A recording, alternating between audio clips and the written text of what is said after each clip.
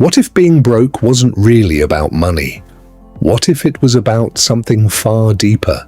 Something running quietly in the background of every financial decision you've ever made, every purchase you didn't question, every opportunity you walked past without even recognizing it? Here is something that most financial advice completely ignores. Two people can have the exact same income, the exact same expenses, and the exact same opportunities, and one of them will slowly build something while the other slowly falls behind. Not because of luck, not because of intelligence, but because of what is happening inside their head. The psychology of staying broke is not about being stupid with money. It's about invisible patterns, beliefs, behaviors, and mental frameworks that were installed long before you were old enough to question them, and that have been quietly running your financial life ever since. This documentary is about those patterns, where they come from, why they're so hard to break, and what it actually takes to interrupt them. Because understanding the psychology is the first step to escaping it. Let's talk about a woman named Grace. Grace is 34 years old. She has a decent job, a reasonable income, and genuinely good intentions when it comes to money. Every January, she makes the same promise to herself. This is the year things change. This is the year she starts saving seriously, pays down her debt, and stops living paycheck to paycheck. By March, things look exactly the same as they did in December. It's not that Grace doesn't try.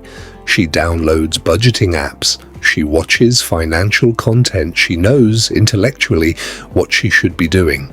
But somewhere between knowing and doing, something breaks down. The budget lasts 2 weeks before life gets in the way. The savings goal lasts until a stressful week at work makes a purchase feel completely justified. The debt payoff plan lasts until a friend invites her somewhere she can't really afford, but can't bear to miss. Grace isn't lazy. Grace isn't irresponsible. Grace is caught in a psychological loop that she doesn't fully understand and that no budgeting app in the world is designed to address, because the problem isn't the budget. The problem is what's driving the behavior that keeps destroying the budget. Here is the core problem that almost nobody in personal finance talks about. Financial behavior is not primarily rational. It is emotional. We like to believe that if we just had the right information, the right budget, the right system, the right plan, our financial lives would improve. And information does help. But information alone almost never changes deeply ingrained behavior, because deeply ingrained behavior doesn't come from a lack of information. It comes from emotion, identity, and psychology. Think about what actually drives most financial decisions in the real world. Not logic, emotion. The stress of a hard week drives a purchase that provides temporary relief. The fear of missing out drives spending on social experiences you can't afford. The desire to feel successful drives upgrades to things that signal status. The shame of financial struggle drives avoidance. Not looking at bank balances, not opening bills, not dealing with debt until it becomes a crisis. These aren't failures of willpower. They're psychological responses, predictable, understandable, and incredibly powerful. And until someone understands why they're happening, no amount of financial advice will change them. This is why so many people know exactly what they should be doing with money and still don't do it. The knowing and the doing operate in completely different parts of the brain. And the doing is almost always driven by psychology, not logic. There are 5 core psychological patterns that keep people financially stuck. Understanding them is the beginning of breaking free. The first is the scarcity mindset. When someone grows up in an environment of financial scarcity, the brain adapts to that environment. It becomes focused on immediate survival rather than long-term planning. It prioritizes what feels urgent over what is important. Research showed that scarcity doesn't just describe a financial condition, it creates a mental state that makes long-term thinking genuinely harder. People in scarcity aren't thinking less about money. They're thinking about almost nothing else but only about the immediate problem, never the larger picture. The second is learned helplessness. A psychologist identified this pattern, the tendency of people who have experienced repeated failure or lack of control to stop trying, even when circumstances change and trying would actually work. In financial terms, this shows up as the quiet belief that nothing you do really matters, that the system is rigged, that people like you don't get ahead, that trying is pointless because something will always go wrong. This belief feels like realism. It is actually a psychological response to past pain. The third is present bias. The human brain consistently overvalues the present moment relative to the future. A reward available right now feels dramatically more real and valuable than a larger reward available in 10 years, even when the math clearly favors waiting. This is why people choose the purchase over the savings, not because they're bad at math, because the brain's emotional system, which drives most behavior, doesn't experience the future as real. It only experiences now. The fourth is identity-based avoidance. Many people carry a deep, quiet belief that money is not something they are good at, or that financial success is for other kinds of people, not them. This belief doesn't usually announce itself, it just quietly shapes behavior. It makes financial education feel irrelevant. It makes success feel uncomfortable or unfamiliar. It makes self-sabotage feel almost inevitable, because succeeding financially would require becoming someone different from who you believe yourself to be. The fifth is trauma avoidance. Financial stress is one of the most common sources of psychological trauma. Growing up in financial instability, watching parents fight about money, experiencing sudden financial loss, these experiences leave marks. And one of the ways the brain deals with traumatic subjects is avoidance, not looking, not thinking, not engaging, which means that the very topic most in need of attention, money, becomes the topic people are psychologically least able to engage with. These 5 patterns combine in real life to produce consequences that are both predictable and heartbreaking.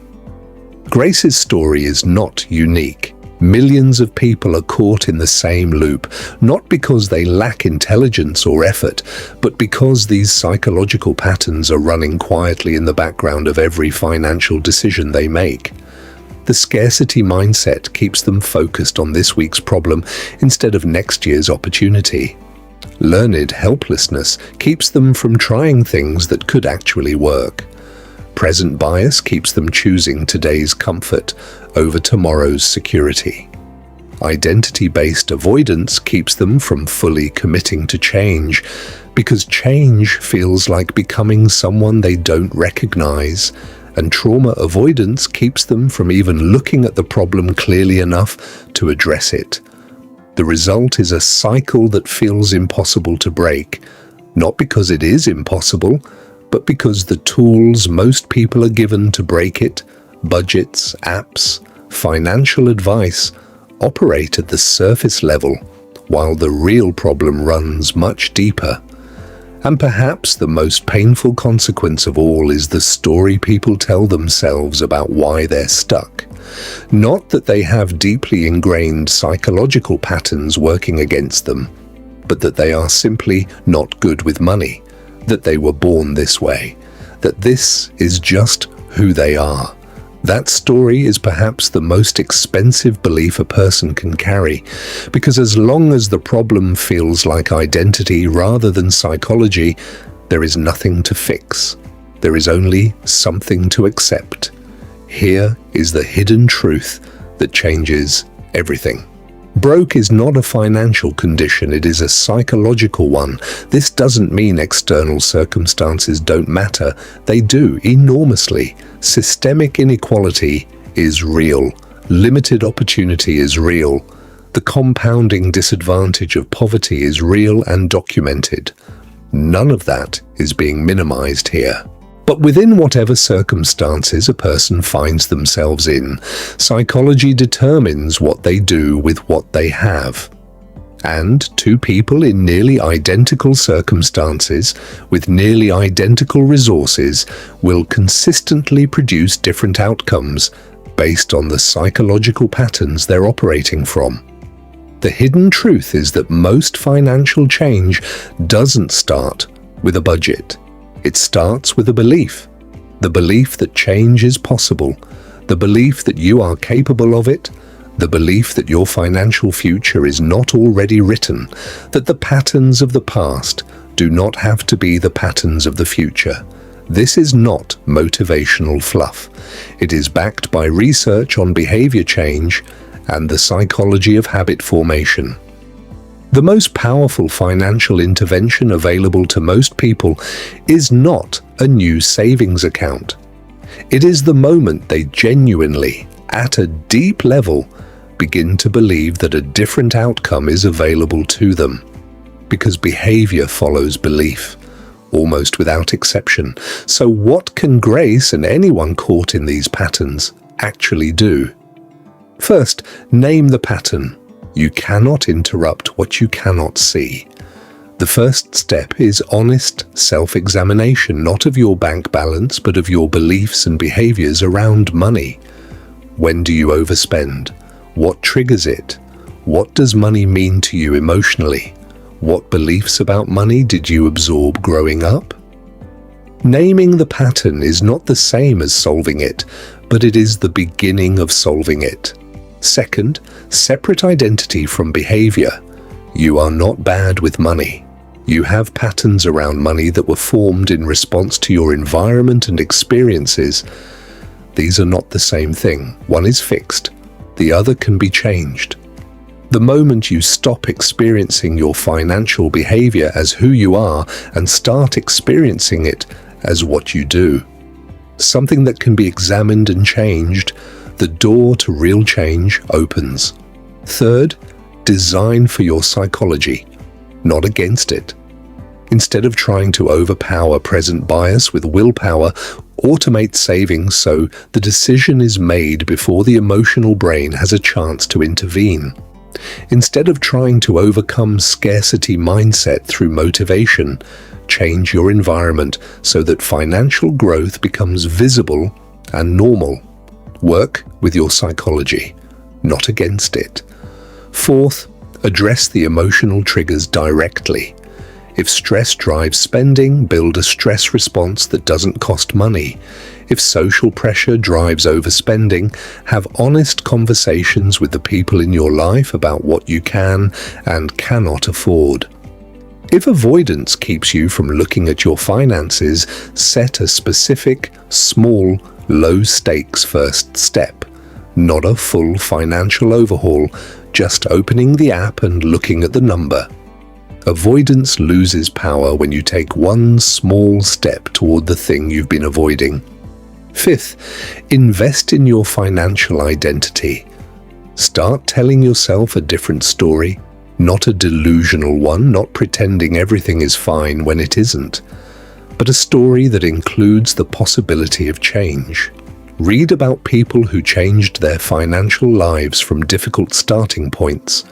Surround yourself with evidence that the outcome you want is achievable.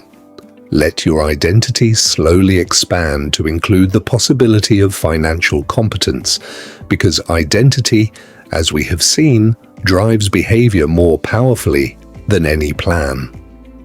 Grace made it to April this year, not because she found a better budgeting app, Not because she got a raise, but because she finally stopped asking the question she'd always asked, why can't I stick to a budget?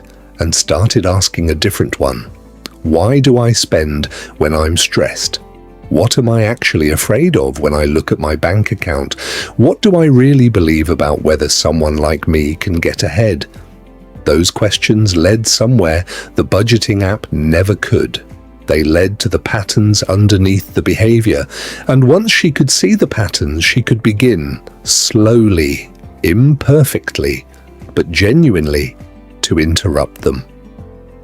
Being broke is not a life sentence, it is a set of psychological patterns, and psychological patterns, unlike circumstances, can be changed, not overnight, not without discomfort, not without the willingness to look honestly at things that are easier to avoid, but they can be changed. And that might be the most important financial truth nobody ever tells you.